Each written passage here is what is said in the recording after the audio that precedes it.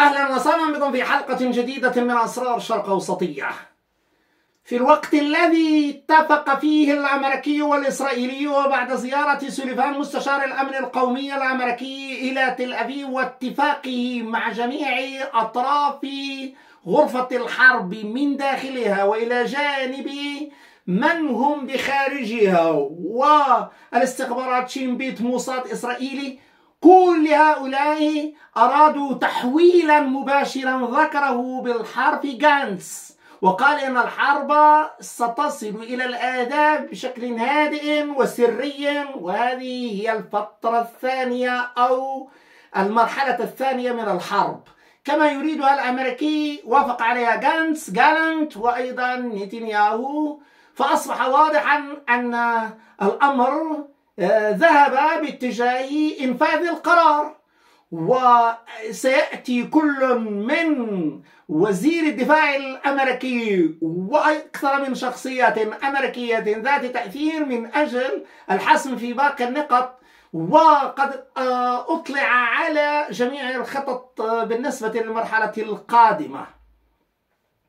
في هذه اللحظة جاءت رسالة السنوار أخطر من ذكية. عاد مباشرة إلى ضرب القدس، لأن المسار طوفان القدس، وبعد انتهاء المرحلة الأولى أعاد البوصلة السنوار إلى القدس وقصف مباشرة في غرب القدس، وكان هذا بمثابة الإشارة الخطيرة الأساسية التي دفعت الإسرائيليين إلى شن أولا هجمات مكثفة على الشجاعية، على التقدم على الزيتون، وأحزمة نارية في خان يونس، لأن المرحلة تستدعي الانتقال. فأعاد مرة أخرى السنوار المعركة إلى عشية 7 أكتوبر، إلى عشية حوارة ورد الفعل في 7 أكتوبر في غلاف غزة. أعاد الساعة الاستراتيجية للمنطقة إلى الهدف المركزي، إلى الأقصى، إلى القدس. هنا قد نقول بمنتهى الصدق أن الرسائل الاستراتيجية بالنسبة للسنوار أو لأي قيادة الآن التي تمارس على الأرض في غزة خطرة جدا، وتقرأ سياسيا وبشكل عال جدا أدق التفاصيل، وترد بالطريقة المناسبة وبالنيران على رسائل سياسية أو بالسياسة على رسائل نارية، وهكذا. إذن الأمر هنا يذهب باتجاه إعادة تصويب البوصلة باتجاه المعركة الأساسية، معركة الأقصى، معركة القدس، بالنسبة لليمنيين واللبنانيين والفلسطينيين وكل من هم في المقاومة. إذن هذه هي الرسالة الرئيسة في حال الانتقال إلى المرحلة الثانية، فإن البوصلة ستتبقى القدس. دخل الإسرائيلي، لم يدخل المقاومة لديها طوفان الأقصى، وستبقى المعركة طوفان الأقصى. إذن الرسالة الرئيسة الأولى. الرسالة الثانية والأقوى منها أن الحوثي وأيضا حسن نصر الله يرسلون الرسالة المناسبة. كيف ذلك؟ انظروا إلى حسن نصر الله، يضرب مباشرة في الراهب، ويضرب ببركان، ويضرب في المنطقة الاستخبارية الأولى للمخابرات العسكرية الإسرائيلية. عود إلى بدء المربع الأول في اللحظة التي يطالب فيها غانتس بعودة حزب الله 5 كيلومترات 7 كيلومترات إلى الخلف من الحدود. وجدنا الرد المباشر، لا مكان لا لعودة الكاميرات، لا لعودة الرادارات، لا لأي من التواجد الاستخباري للجيش الإسرائيلي. فليعد هؤلاء المدنيون، فأساسا حزب الله لا يمس ولديه كامل الإمكانية في الحفاظ على أرواح المدنيين، لكن لا للجيش. إذن هذه الرسالة الأساسية التي عصف بها مباشرة الحزب تجاه الرسالة المركزية لجانتس ولسوليفان. الرسالة الأخرى من الحوثي، الرسالة الأخرى من اليمنيين. أنا أستخدم الحوثي هنا على سبيل فقط اللغة الإعلامية المتداولة، ولا خلفية لها سياسية للإشارة فقط. إذن بالنسبة لرسالة الحوثي مرة أخرى، ورغم أن السفينتين اللتين قصفهما الحوثي، المسألة الأساسية الأولى أنه قصف. من أراد أن يقرصن فهذا شأنه، هو يقصف كل من لم يستجب، يتعامل على أساس أن هناك قوات بحرية. ولماذا على وجه التحديد هذه الإشارة؟ إشارة قوية جدا أن الضربات ستكون ضربات صاروخية في حدود حصار إيلات أسدود، بنفس الحصار الذي تقوده إسرائيل على غزة. إذن الأمر هنا دقيق للغاية، وأمام هذا الشعب اليمني بمئات الآلاف. إذن نحن نتحدث عن شعب يمني يقف مع القضية قلبا وقالبا، ويمكن أن يدفع الدم فورا. يعني أن الأمر الآن في اعتقاد الأمريكية أن الحوثي لا يمكن أن يدفع الفاتورة. بالنسبة لحزب الله أكثر من 100 شهيد، أيضا بالنسبة للحوثي فهذه المسألة مسألة مفروغ منها.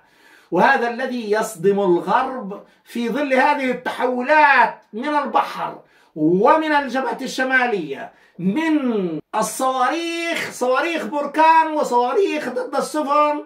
إذا أمامنا هذا المشهد الشديد الأهمية. عندما نعود إلى الداخل، إلى معركة الداخل، وبعد قصف القدس، بعد قصف غرب القدس، القدس الغربية، نجد شيئا دقيقا للغاية.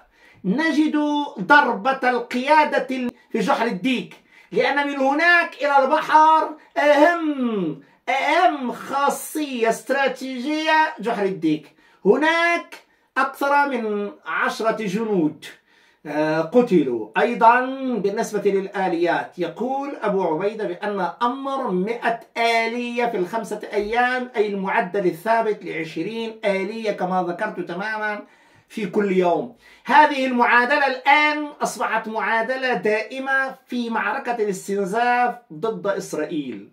وبالنسبة لتحديد الكثافة من عدمها بالنسبة لأي حرب، اليوم إسرائيل تشن وتعود إلى أكثر مما كان عليه الأمر. إذا من يحدد في واقع الأمر كيف ستكون هذه الحرب؟ ليس الإسرائيلي، لأن الذي بدأ والذي وقع على بداية هذه المعركة ضمن معارك وإعلان تحرير وطني من خلال هذا الأداء هم الفلسطينيون. الفلسطينيون يقودون اليوم حربهم التحريرية، هم الذين يزنون بميزان ذهب كل خطوة. إذا الأمر الآن كأننا أمام قيادة أركان حقيقية.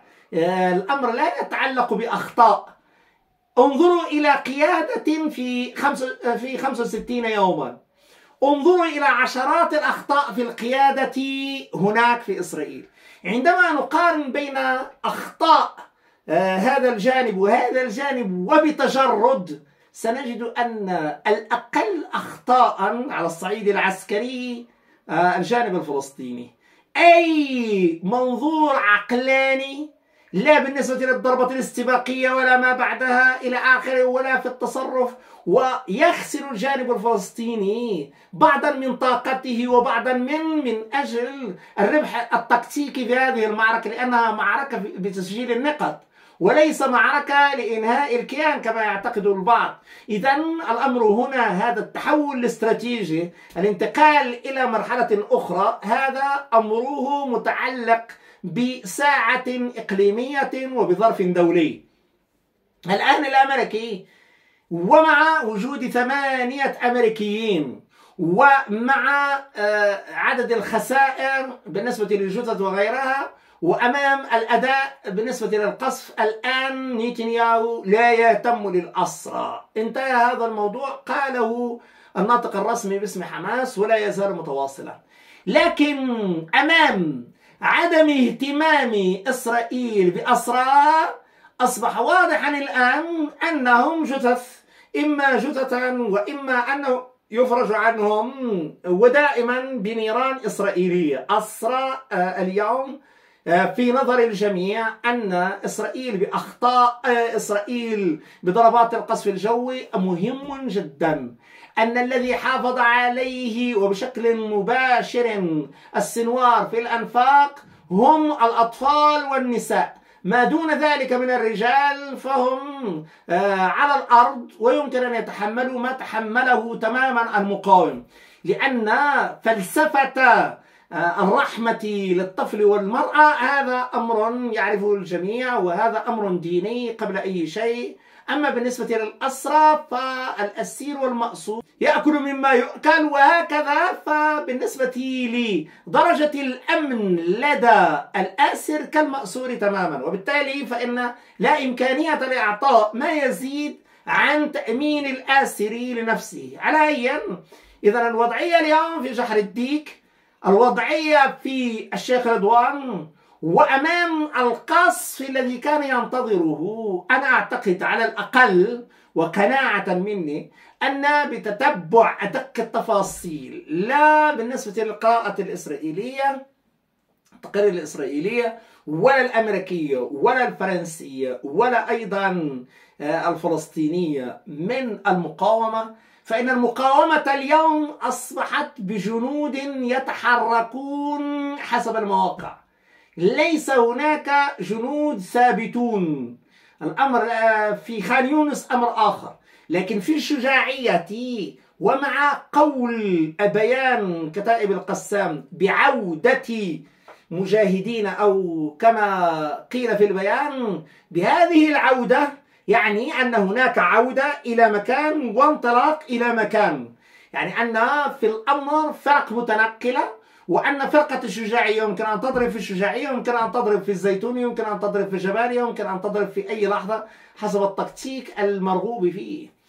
في الشيخ رضوان كان واضحا جدا، وأمام الضغط الذي مارسه الاحتلال في الشجاعية كان واضح جدا أن الضربة ستأتي مباشرة من جحر الديك ومن الشيخ رضوان، وأمام هذا الثالوث الذي كان منتظر أن يقصف الزيتون، الشجاعية، جباليا، فإن وضعية المزيد من تثبيت المواقع هذا هو الوارد في هذه الجبهات، فيما هناك ضربات ميدانية مباشرة بالمدفعية، رد عليها بالمدفعية أيضا مجيرون في خان يونس، ومن الاتجاه الآخر وجدنا الرضوان والضربات بالنسبة للآليات وغيرها.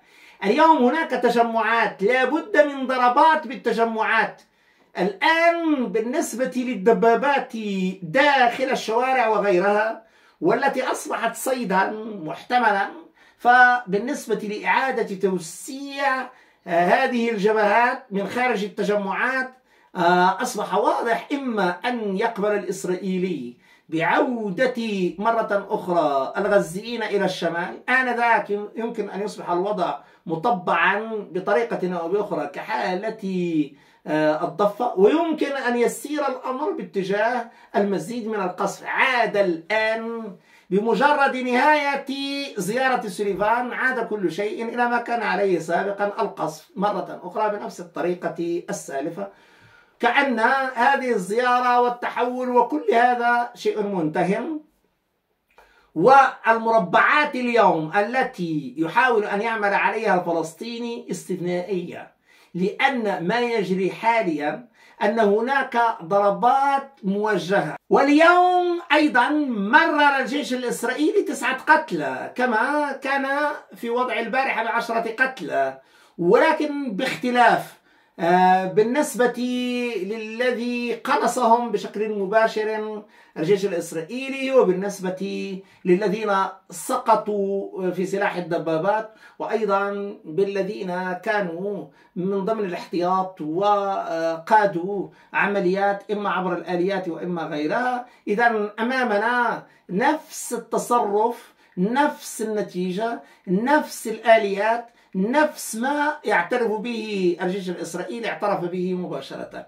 ولكن الآن ومع قصف القيادة الميدانية، فاليوم أيضا هناك جحر الديك، هذه المنطقة الحساسة للغاية ويمكن أن تقود قيادة ميدانية، فإن القصف أتى اليوم استراتيجي.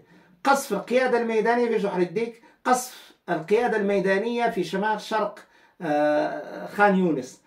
هنا الأمر أصبح دقيقا جدا، بحيث أن القيادات الميدانية هي التي تضرب وبشكل قاس جدا، لأن مكان التجمعات هي التي تقاد حاليا، وتبقى حركة الجيوش إما باتجاه العمل على أساس محاولة التطهير، أو أيضا بالنسبة لتسجيل نقط كما في حالة منزل السنوار في خان يونس.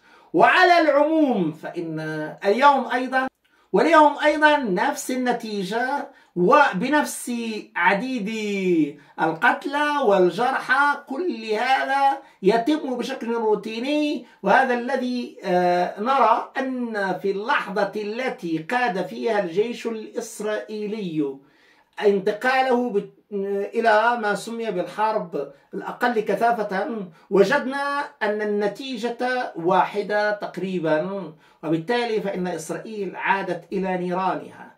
خصوصا وأن الذي لم يذكر، لأن في الأول انظروا جيدا إلى هذا التمرحل الذي أحدثته المقاومة في اللحظة التي تبنى فيها الجميع 7 من أكتوبر، عقدة 7 من أكتوبر، وبعد أن تجاوزه الأمريكي والإعلام وكل الذي يسير بهذا الاتجاه بالانتقال إلى مرحلة ثانية، وجدنا اليوم يبدأ السنوار في إعادة تعريف هذه الحرب بعيدا عن عقدة 7 من أكتوبر بالقدس. هذا هو الذي يجعل من 100 في 5 أيام، يعني أننا نتحدث عن عديد الجرحى، حوالي أقل تقدير فهناك 500 قتيل في ال5 أيام من الأخيرة، وهناك ما يتجاوز ذلك على صعيد